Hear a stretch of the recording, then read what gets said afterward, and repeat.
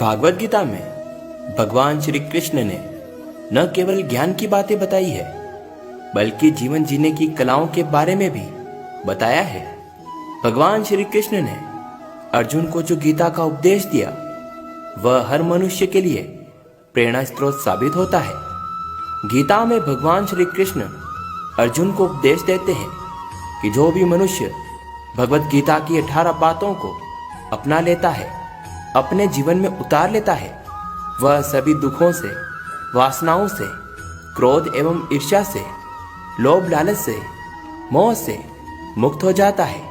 तो आज की इस वीडियो में हम भागवत गीता के 18 उपदेशों के बारे में जानने वाले हैं। इन 18 उपदेशों को जानने से पहले आप अपनी सारी समस्याओं को भूलकर अपने मन को शांत कर लें, ताकि आप भागवत गीता के इन विचारों को आत्मसात कर पाए। श्री कृष्ण कहते हैं, आनंद मनुष्य के भीतर ही निवास करता है, परंतु मनुष्य उसे स्त्री में, घर में और बाहरी सुखों में खोजता फिरता है।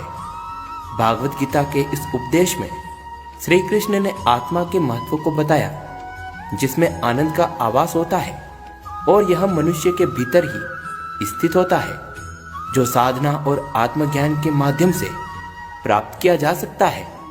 हालांकि आम व्यक्ति अक्सर आनंद की खोज में बाहरी विषयों में भटकता रहता है। वह स्त्री में, धन संपत्ति में या अन्य सांसारिक सुखों में खुद को संतोष पाने की कोशिश करता है, परंतु यह सुख अनित्य होता है। व्यक्ति जीवन भर लोभ लालच में बहुत कुछ पाने के लिए तड़पता फिरता है, अंत में उसके हाथ कुछ नहीं आता। भागवत गीता का यह संदेश है कि सच्चा आनंद आत्मा के भीतर है और यह अंतरात्मा के माध्यम से पहचाना जा सकता है। योग और ध्यान के माध्यम से व्यक्ति अपनी आंतरिक दिशा में सुख का अनुभव कर सकता है, जो वास्तविक और स्थायी होता है। भागवत गीता मानव जीवन की मूल धारा को समझाती है और आंतरिक आनंद की खोज की साधना में प्रेरणा प्रदान करती है। श्री कृष्ण कहते हैं, जो होने वाला है वो होकर ही रहता है और जो नहीं होने वाला है वह कभी नहीं होगा। ऐसा निश्चय जिनकी बुद्धि में होता है, उन्हें चिंता कभी नहीं सताती। श्री कृष्ण भागवत गीता में बताते हैं कि हमारे जीवन में होने वाली हर घटना और प्राप्ति पहले से ही निश्चित होती है। यदि कोई व्यक्ति इस सिद्धांत को समझ लेता है, तो उसे चिंता और अवसाद से मुक्ति मिल जाती है।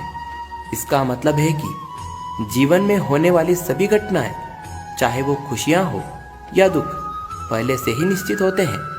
हम अपने कर्मों के अनुसार फल प्राप्त करते हैं और यह फल हमें उस समय ही मिलता है जब वो निश्चित था कि वह मिलेगा ही मिलेगा।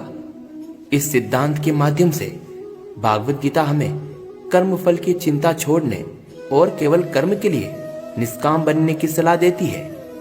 यह हमें स्थिति को स्वीकार करने और उसे बिना चिंता और अवसाद के सही तरीके से निर्वाह करने की क्षमता प्रदान करती है। श्री कृष्ण कहते हैं, समय से पहले और भाग्य से अधिक कभी किसी को कुछ नहीं मिलता। भागवत गीता में श्री कृष्ण यह सिखाते हैं कि समय और भाग्य दो महत्वपूर्ण अंश होते हैं, जो हमारे जीवन में महत्वपूर्ण भूमिका निभाते हैं। समय श्री कृष्ण के अनुसार सभी कार्यों के लिए बहुत महत्वपूर्ण होता है।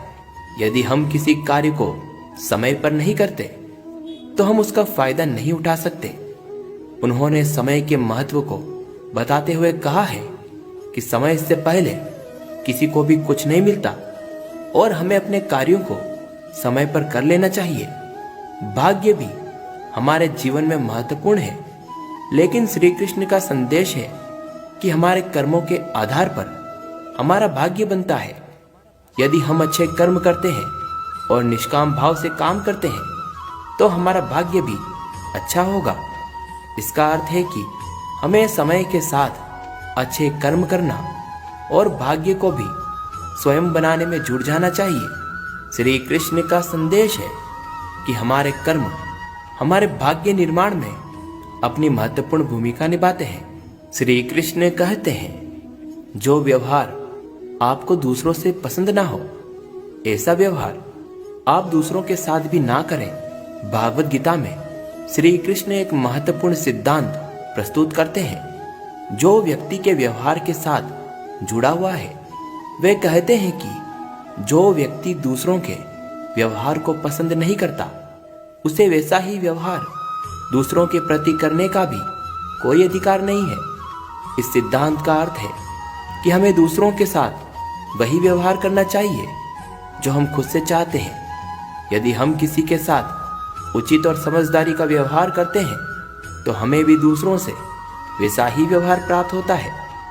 आप किसी की बेइज्जती करते हैं तो आपको सम्मान कभी नहीं मिलेगा।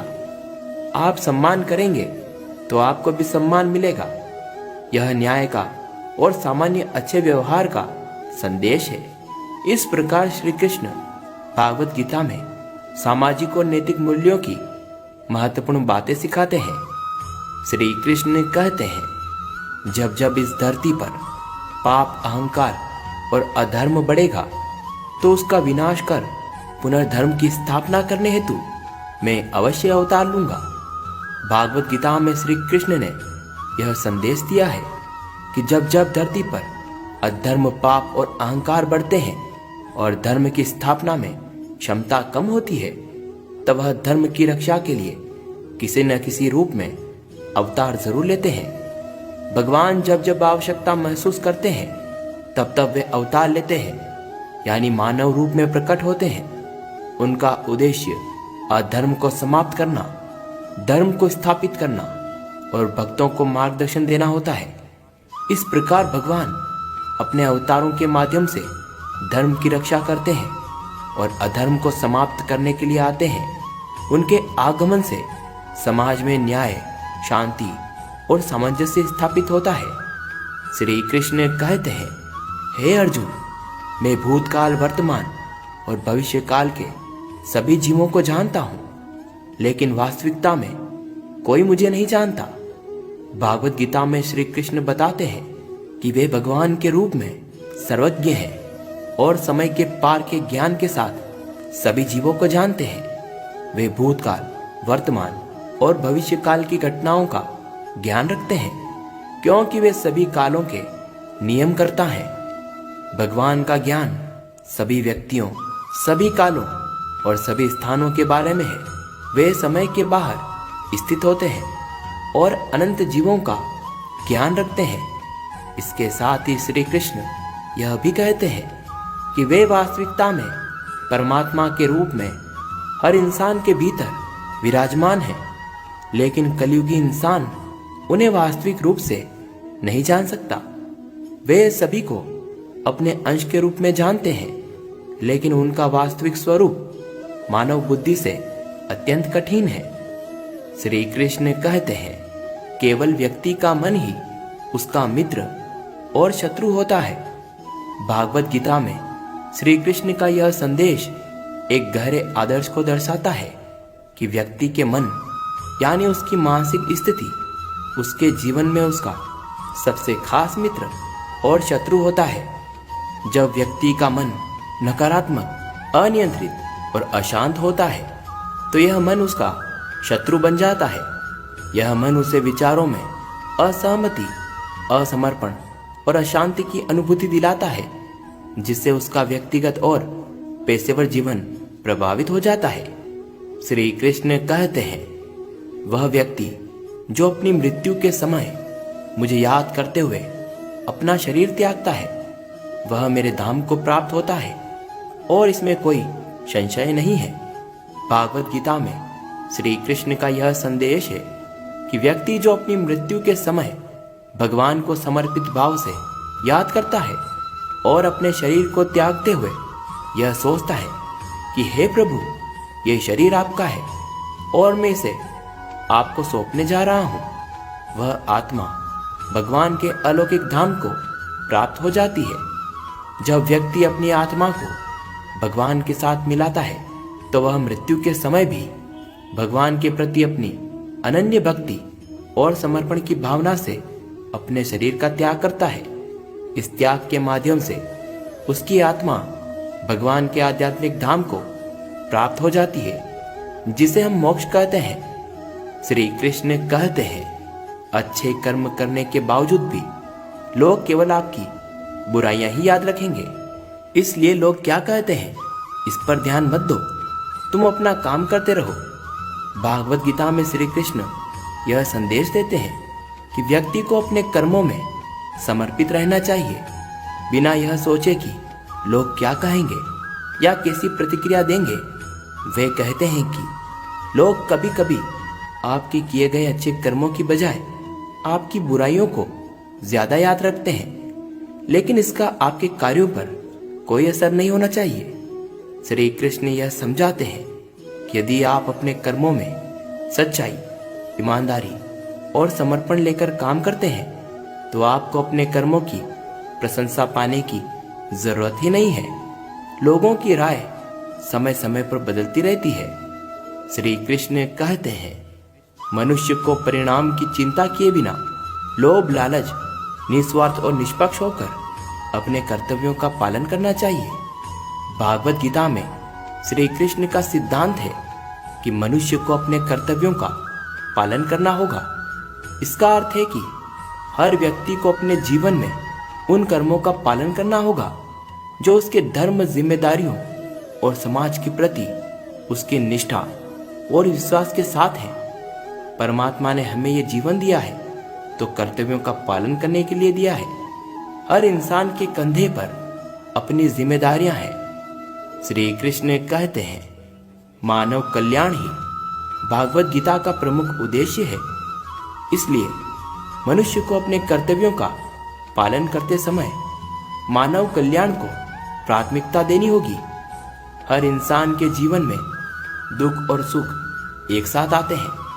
यह सभी का दायित्व है कि हम दुखों को कम करने के लिए और सुख को बढ़ाने के लिए सहयोग करें, मानव कल्याण के लिए जुट जाएं, क्योंकि मनुष्य जीवन ऐसा जीवन है जिसमें आप जितना बांटना सीखोगे उतना ही चैन सुकून पाओगे।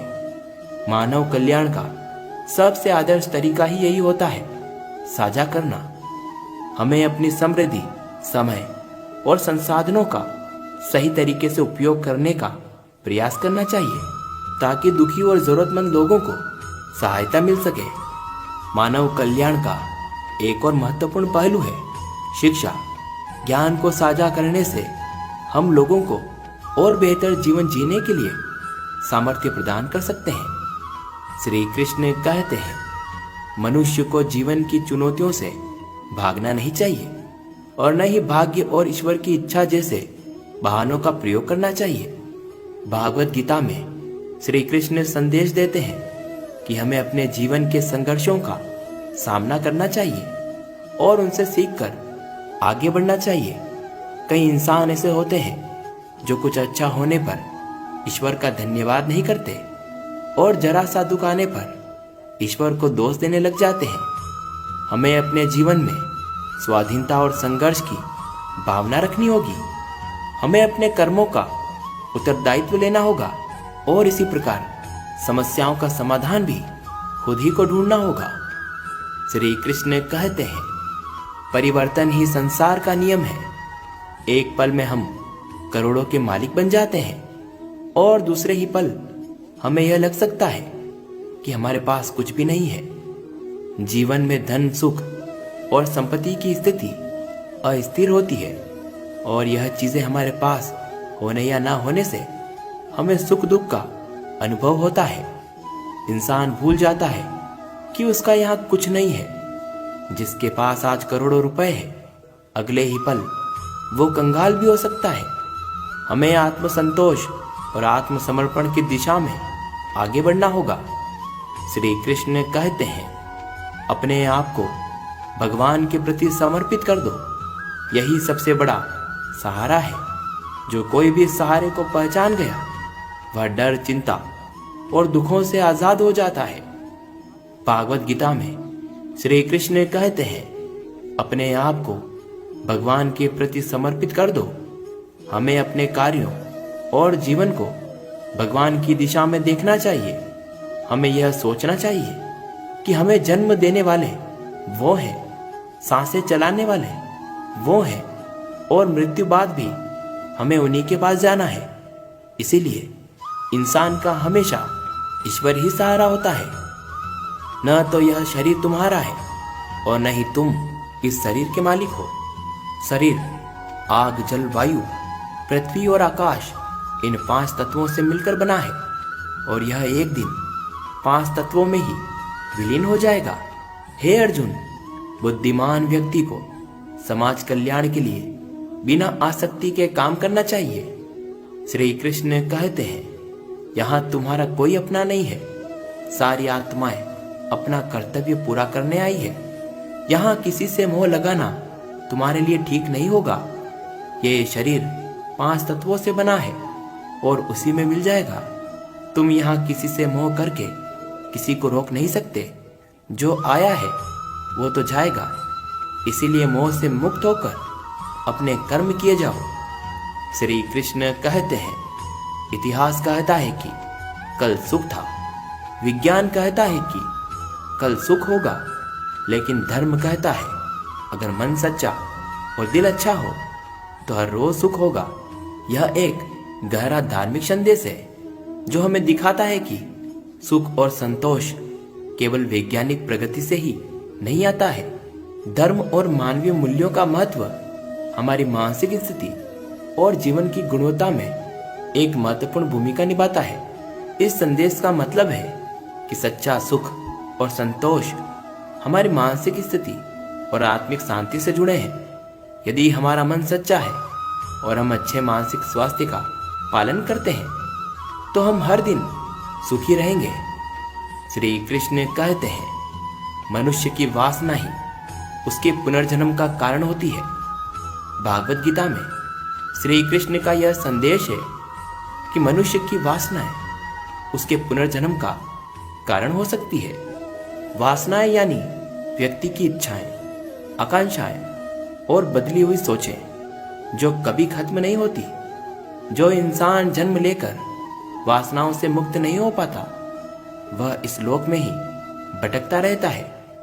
उसे कभी ईश्वर की प्राप्ति नहीं हो पाती। इसीलिए मनुष्य को सारी वासनाएं त्याग कर कर्म करते रहना चाहिए। श्री कृष्ण कहते हैं, इंद्रियों के अधीन होने से मनुष्य के जीवन में विकार और परेशानियां आ जाती है। इंसान अपने मन का गुलाम बनकर अपने जीवन में समस्याओं को आमंत्रित कर देता है। जितना वह मन को अनियंत्रित करेगा उतना ही दुखी रहेगा। इसीलिए श्री कृष्ण ने कहा है, अपनी इंद्रियों को वश में रखिए, तभी सुखी रह पाओगे। तो आज की इस वीडियो में इतना ही। जल्द मिलेंगे श्री कृष्ण के विचारों के साथ एक नए वीडियो में। तब तक के लिए धन्यवाद। जय श्री कृष्ण।